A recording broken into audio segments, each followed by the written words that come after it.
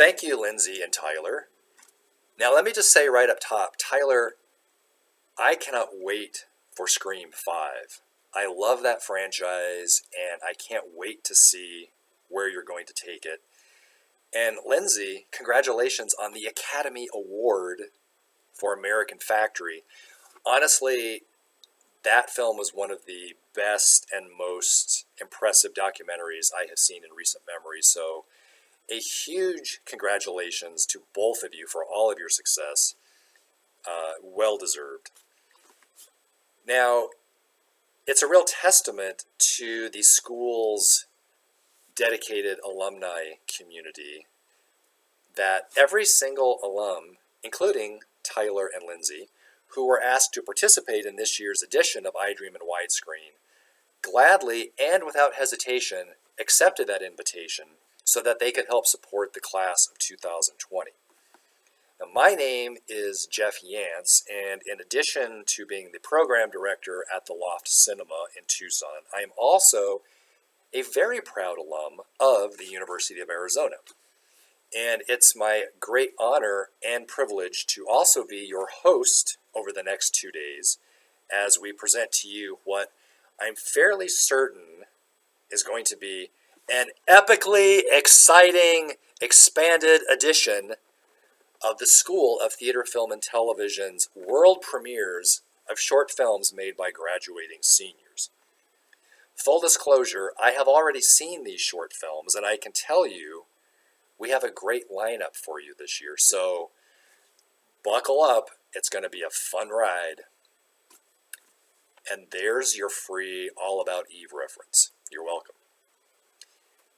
So coming up, if you're a movie lover, chances are good that at some point during your career loving movies, you asked yourself, I wonder how stars are made, or I wonder how new talent is discovered and cultivated and brought to the screen. Well, spoiler alert, they are not conjured up out of thin air. Agents and casting directors play a very major role in making that happen.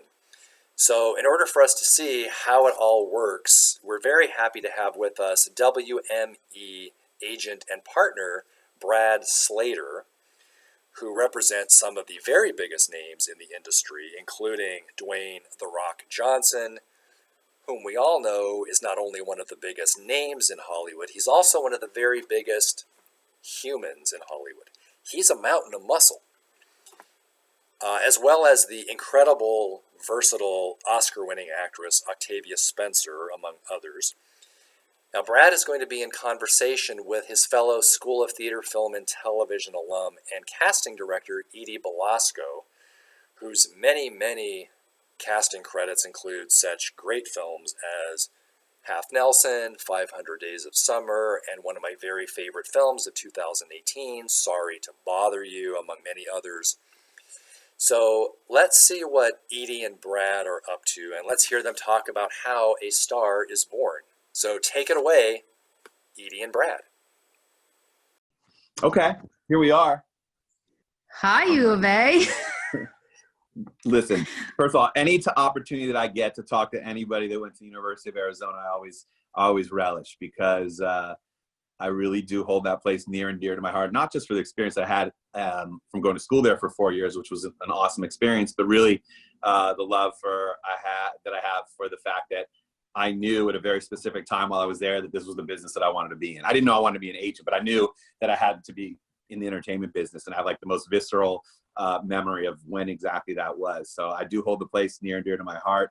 I remember being very young and getting to call you, because I was covering some project you were casting too. So it's cool to get to be doing this, obviously. That's really fun. And I knew your brother from there too, and we were like the same age. So there was that. That's crazy. Yeah, no, I loved U of A. I spent 4.5 years. Like Didn't want to leave. And like you, I knew I wanted to do something in entertainment, but I just didn't know what. So I spent those 4.5 years just interning and learning and listening and trying to figure out what I wanted to do. Yeah. How'd you get into becoming a casting director? Where did that start?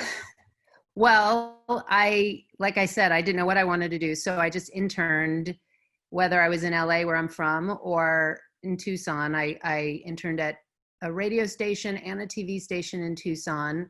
Neither of those quite clicked. And I interned at a show that you might remember called The Love Connection one summer out here. The greatest. Love that And show. I was this young intern, and all for school credit, by the way. And I was this young intern, and the people that worked there, were like, go pull 3 girls and 1 guy. It was, going through pictures because it wasn't computerized at that point. Mm-hmm. And it was very much like casting. And so then on campus one day, I can't quite remember where it was hanging, but I saw a flyer for the TV Academy's summer internship program. And so I applied for that. And you can only apply in one category. And the category I decided on was casting, probably having something to do with how my job was at Love Connection. And it's like a 3-tier process to get this internship. And I ended up getting the internship in casting. So that summer before I graduated, I interned for Mike Fenton. And then when I did graduate, I had a PA job, and Fenton's office called me and said, hey, we know somebody who needs an assistant. Would you like to do it? Him and his office ended up getting me my first real job after that. And that led to everything else. What was that? Well, they basically said, we know somebody needs an assistant. Do you want to do it? And I said, yes. Yeah. And I showed up, and I was a casting director named Jory White's assistant on a bunch of little indie films, which wasn't quite a thing back then, but we were doing all these indie films. And a few weeks into the job, he said, I already had an assistant when Mike called me and told me that he had somebody for me. So I wasn't really even supposed to have that job, but I got it.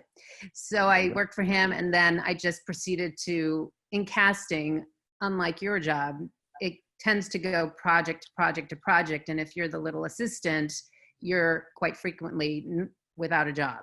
I always worked for people that had 1 movie, maybe 2, and then I'd be without a job for months sometimes. But eventually I started working with people who work more often. And then I worked for a company that I was with for about 5 years. And then I was in-house at Fox for a couple of years. And then I went out on my own. Incredible. I love it. It's rare that people, I think, get to really hear from about process with casting directors. And I think that it's, you all play such an important part to, things that get made, films, television, Broadway shows, off-Broadway shows, everything. And I'm curious to hear, even as an agent, because I don't think I've had the platform to ask questions. I have wonderful relationships that go back over 20 years now, casting directors. I remember I joke every time I get on the phone with Adie Kaufman that she was the first casting director that I ever spoke to ever. And it's just it's like the greatest thing to get anytime I get to call her about anything. But just how, important and integral of a job it is. And I think it'd be cool for people listening just to actually hear the job of a casting director, what your job entails, because it's so much more than wrangling a bunch of people and lining up auditions and then seeing who gets the part. Not that that's what everybody thinks, but I think that's probably if someone said to someone who's not familiar with it, hey, tell me what a casting director was. I think that would be, probably the most basic definition, which is obviously not it. And I'd love to hear kind of you just talk about it, especially with all the great things that you've been a part of for so long and filmmakers that you've worked with. Well, I would say that the process for me, at least, is I get a script, read the script. Step number 1, read your scripts. And start visualizing who I see in these roles, and then have conversations with the filmmakers and kind of expand upon the lists that they might already have or that I might already have, and create these lists. And then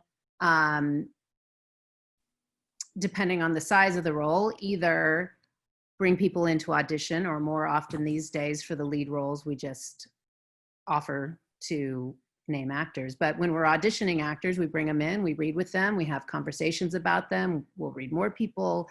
And it's really having a good sense of, like, I think the casting I do is very natural, maybe the way that the actors interact, whereas I'll go and watch a movie sometimes and just get pulled out because an actor just doesn't feel, it feels like he's acting, or she. But so we will have these conversations, and it's very much a process in dealing with the producers and director and writers. And I really try to listen to what they want. And then once the decision is made about who they want for the role, then the casting director's job is also to negotiate with people like you to make the deal. Depending on the size of the deal, sometimes it becomes the lawyer's job or business affairs or whoever it might be. But our job doesn't end with just deciding that actor A is the best for the role. It's then negotiating and getting them to completion. And then what about, I mean, listen, I know for me, it's one thing when somebody calls and offers a client of mine a job, which is lovely. That's only part of my job. I think, you know, my job really starts when I call somebody, and whether it's a casting director or a producer or even a director, when I know, or I truly at least believe that somebody I represent's really, really right for a part, and maybe the people on the other side of that aren't seeing it. And they're saying, yeah, I don't really see that, right? So my job becomes, that's really when I, you know, earn my title, when I say, yeah, here's why I believe that. And I'm curious about you, like, if, you know, and I know, and I would understand it's very case by case, depending on who the producers and directors are, but you read somebody that you just feel is dead on and is so great and so right for the part, but maybe the producers and the director aren't really seeing that, you know, and they're not there. How prone are you to, you know, maybe, you know, fall on the sword a little bit and fight for an actor as much as you can to be like, here's why I think she's great or he's great? Well, you're right. It is dependent upon the filmmakers. I work with a lot of first-time filmmakers, and I think you really do need to have a strong voice, especially in those circumstances. But I feel like when you do see some sparkle that maybe they aren't seeing, that if you don't speak up and get your voice heard, that they're going to miss somebody that should be on that screen. And it's really important to be able to feel like you can have a voice in these circumstances. Cool. Love that. So how did you end up where you were? Next time I call you and you say no to somebody, I'm going to remember this part of the interview. I'm going to play it back for you. Like, remember when you said you... Please do. I'm always, look, I'm one of these people, because I know it doesn't always work this way, but I'm one of these people that I enjoy reading actors. Like, I love to have actors come in and read them and read them and read them, and then maybe show the filmmakers the top people, whether it's in a room or on tape, like these were the best of this group. But I never want to show them these are the best 5 and I read 10. I want to show them the best 5 out of a lot, to know that I really felt like I did my homework and I'm giving you the best people. Awesome. So Brad. Yes, Edie. Brad Slater. So how did you end up at William Morris? Oh no, I'm sorry. Brad, how did you end up at WME? Yeah, that's fun. Good point. It's a good correction, because it did start at William Morris, kind of. I mean, listen, like you, I was born and raised in Los Angeles. I really, like every other young, you know, boy at the time, thought I was gonna be a professional baseball player. And that went, you know, pretty far. You know, I had some opportunities, I think, to play past high school, but nowhere that I really wanted to go to school. My dad had taken me to the Pac-10 basketball tournament before it was the Pac-12 in 1988, because my dad went to Arizona too. So I went in the 8th grade, and we stayed for the entire weekend. And not only did we watch every game that Arizona played, but we watched every game that was played the entire tournament with every college, with every school. Arizona went on to win that year, so we stayed for the whole thing. It was incredible. I just remember looking at the campus and going, I'm coming here one day for sure. This is where I'm going to go. And so when it really came down to it, and I didn't really love any of the, you know, potential opportunities that I had to play baseball any further, I made one application and I said, if I get in Arizona, it's a wrap. And, you know, I did. And so I went and I ended up going there. And then, you know, the whole Last of the Mohicans thing happened. I, just like you, had some really incredible internships that I was able to get. As you know, it was a very different time than it is now. And I'm not saying it's easy to get jobs by any means, but I sure would have loved email, the internet, or Google back then, rather than trying to find fax machine numbers of presidents of studios and production companies so I could fax them into their home, because you knew that people checked their fax machines before they went to the bed, the way we look at email now on your iPhone. So you had to get really, really, really crafty. And I did a lot of that. I had one awesome opportunity right when I graduated college. A baseball coach of mine when I was 15 years old, he was not in the movie business at the time, but by the time I graduated college, he had his own production company and he owned all of his own movies. Wow. And he offered me a job to help sell his movies internationally right when I graduated at 21 years old. And I was traveling around the world. I go to Italy, I went to France, and was selling the movies, the American movies that he made, to countries all over the world. And I was making deals with people from Italy and the UK and China and Russia and Argentina and Venezuela, and like really forging these really cool friendships with people all over the world. And a lot of times the people that I'm making deals with weren't even speaking English, and I spoke better than average Spanish if it was Spanish, but I wasn't speaking Chinese and Russian. And I was just making deals, and I loved making deals, and I loved that the deals felt as good to them as they felt to me. So I knew that I knew what I could be good at it. And then I just missed, after doing that for a year and a half, of being like in the hub of the business instead of, I think the international distribution side of the business is really interesting, but it's not in the crux of what, of how movies and TV shows get made. And for me, I wanted more of that. Because the internships that I had, I was very particular about what I would do. I knew that I had to be at like one of the hot agencies or management companies. Truthfully, at the time, you'll remember a company called IDIWS, which is now Industry Entertainment. They had so many unbelievable actors at the time. Rick and Julie Yorn were there, and I think just between the two of them, they had Leonardo DiCaprio, Cameron Diaz, Benicio del Toro, Samuel Jackson. The list kind of went on and on. And Keith Addis, who was the Addis in Addis Wexler, owned the company. His desk was available as an assistant. I got it, and I never really had to go in a mailroom, which is great. Not that there's anything wrong with that. I just kind of got to leapfrog it more because it was the management side of the business, but also I felt that I kind of done that when I was in college with some of the other internships. And because we're pressed for time, I didn't bring them up, but I had a lot of experience. And I worked for Keith for about a year. Rick and Julie Yorn decided they're going to start AMG with Michael Ovitz, because Michael Ovitz is coming back into the business. I was invited to go work for Rick. I was Rick's assistant for about a year and a half. Taught me so much about becoming, just about what representation was and how to really, really look after talent. And because it was the management side, a little bit fewer clients than what agents have, but a little bit more personal relationship with the client, I just got some unbelievable hands-on experience. And Rick taught me not just how to represent people, but also that you could be really successful and still be a good person in this business. I think he's one of the best people. I'm still friends with him to this day. I took a walk with him, the other morning about 2 weeks ago. From 6 feet apart. From 6 feet apart in masks. And then I got promoted and I became a manager. I learned a lot about it, and then had an opportunity after, some other matters of circumstances to become an agent. And that was 19 years ago. And long story short, I ended up going to William Morris because I think that it was just the place that was probably the best opportunity for me in the moment. And I've been there 19 years. Old William Morris for 7. And then we merged with Endeavor. It became WME, I think 11 years ago. And so, these guys, Ari Emanuel and Patrick Weitzel and the others have treated me, in my opinion, like I was like a day one Endeavor guy. Then somebody came over from William Morris and then, became a WME guy. And it's been a really awesome run. I've had a blast. That's pretty special. So how does somebody like you get clients? Mm-hmm. I mean, well, I guess it's twofold. How do young actors find an agent?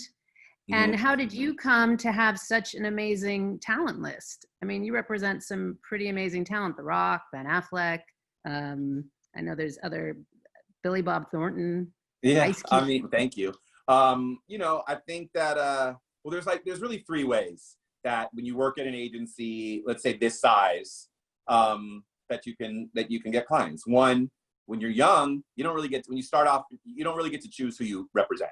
there's a massive volume of clients. And a lot of times you start off being invited to get on teams of clients that are already within the agency, right? And so that's really how you cut your teeth, and how everybody around you can see that you can perform and that you can get jobs for people and talk to talent and really do it. So you start by inheriting businesses, right? That's one way, by picking them up internally. The other way is, you know, some talent could be at an agency and maybe things aren't going perfectly for them and they need a change, and they will talk to the people that are in their life, that are in their life, like their managers or maybe their lawyers, and say, hey, this isn't really working out.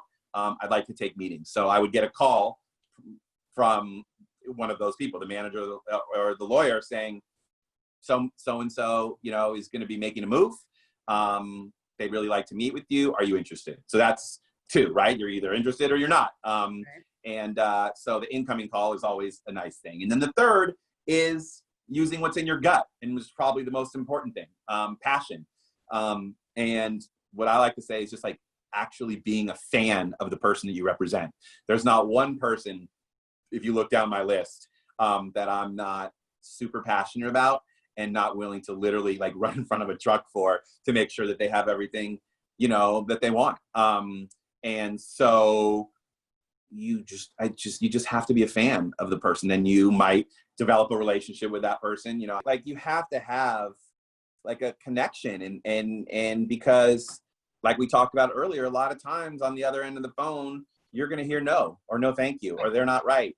And you just know in your heart that they are. And that's like in the, you know, that's one thing. And then it comes down to deals and making sure that people get paid with what they, you know, truly are worth. And so that's some of the things that I love most about getting to do what I do, you know. But yeah, that's kind of that's the journey, and that's how you obtain clients. That was a long way of answering it. But flip side, for people who are in school right now, how do they go about trying to get an agent? That's a hard thing, right? I mean, I think that it starts off with getting in front of anything that you can do. You can get a little role in a theater, in something, you know, in some theater somewhere. You got to do it. You have a bunch of friends that you believe in that can go and shoot a little film, a short film. Well, be a part of it so that you have something to show that showcases your talent. Look, I've told people if they don't have any of that, to pick a movie that they love and they see an actor that they love and go, you know, I could really do that. And then shoot yourself auditioning as if you were auditioning for that. Have somebody shoot you from here to here. Right. And now you at least can show Edie Belasco, look, I haven't been in a movie yet, but I can act. And then that's something. And then getting in the doors, look, you got to be resourceful like you would about anything. Then once you have that and you get people to see it, you got to find somebody's email. I'm sure you get them too. I get 25 unsolicited emails and the little postcards a month, maybe more, from people just saying, I'm an actor, you know, and here's my headshot and this is it. And you know what? Sometimes you will get one that is so passionate and so awesome. I will respond. Absolutely. Doesn't mean that I, represent them, but I've definitely helped some people out, help them get, a manager or an agent or a lawyer, because I think everybody deserves a shot. Yeah, it's hard. I tell people the same thing. I say, do a student film, do a short film, yep. Shoot your own film, whatever it yep. takes, that you can have a piece of material to show other people what you can do, because it's hard. There's the showcases, but a lot of times it's hard. People don't want to go out. They want to go home. They need to be with their family, whatever it might be. But there are the totally. There is the theater. There's so much other stuff out there. It's just a matter of, if you want it bad enough, you have to make it happen for yourself sometimes. Look, I've been in restaurants before, and you'll have the corporate credit card, and it'll say William Morris, and the waiter catches that, and I've had them take their shot. And you know what? Man, good for them. Good for 100%. Good for them. They're out there, they're working hard, they're trying to, make rent money so they can run around and audition. And I think that's cool. And I think that, respectfully, nothing's really out of bounds as long as you can be, appropriate and respectful and pick your moment and things like that. So just being kind of fearless, you know? I mean, and it worked the same way even for me on the casting side. When I was starting out, I still am, but open to casting short films or student films or whatever it was, that I would have my own resume because I was an assistant or I was the Right. associate, and I needed to have those casting director credits in order to move to that Yep. next level or work for somebody that was going to move me up, which did eventually happen. But I think this job is really fun. I mean, I'm assuming you like your job as well, but I Love feel it. like I get to play, I get to talk to agents and actors and other casting directors. I get to sit in a room and read opposite these amazingly talented people. I get to listen to what these filmmakers around me are saying and really still learn from them. I did a movie with Werner Herzog, and to be in a room with him was just like unbelievable. Yeah. So to be around these amazing people that I can still learn from, it's just great.